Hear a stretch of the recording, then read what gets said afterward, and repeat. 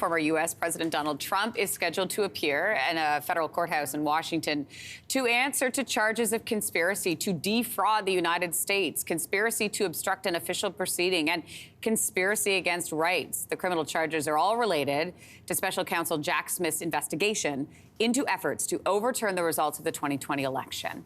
For a closer look at all of this, the Globe and Mail's Adrian Morrow is joining us this morning from D.C. Okay, lots to talk about, Adrian. Good to have you on the show. What does the indictment allege Trump did after his defeat in the 2020 election? Essentially what it says is that he, first of all, went to a bunch of Republican-run state legislatures in swing states that Joe Biden had won and tried to convince these legislators to throw out the election result, to throw out Biden's victory. When that didn't work, he and a few of his associates created these sort of slates of fake electors and basically tried to get them substituted for the actual members of the Electoral College in order to to put Trump into office. Pressuring Vice President Mike Pence to recognize these slates of electors instead of the actual electors, pressuring the Department of Justice to basically falsely tell these states that there were questions of voter fraud, and then finally when all of that failed, inciting the mob on January 6th to go storm the Capitol, and then while the riot was going on, not intervening, and in fact, according to Jack Smith, Trump and some of his associates actually continued to lobby members of Congress while the Capitol was being attacked, saying, you should go ahead and basically try to overturn Joe Biden's victory. So a pretty wide-ranging plot that Trump tried to execute to overturn the election result.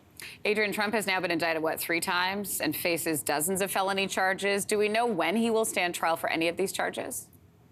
So in one case, the one related to the classified documents that you took to Mar-a-Lago, there has been a trial date set for May of next year. The other case is that that's still sort of being worked out. Trump would like to delay as many legal proceedings as possible until after the 2024 election. Prosecutors would probably like to deal with it before that. But basically, either way, you're essentially going to have a whole bunch of legal proceedings taking place while Trump is running for president and likely continuing after the election, whether he wins or loses. You know what? Speaking of winning or losing, I'm so fascinated by the fact that right now Donald Trump is leading. He's the leading candidate for the Republican presidential nomination. Polls this week show him, 37 percentage points higher than his closest competitor, which is Florida Governor Ron DeSantis. 3 criminal indictments don't seem to be hurting his run to get back into the Oval Office. In fact, they seem to be helping him. So what's going on here?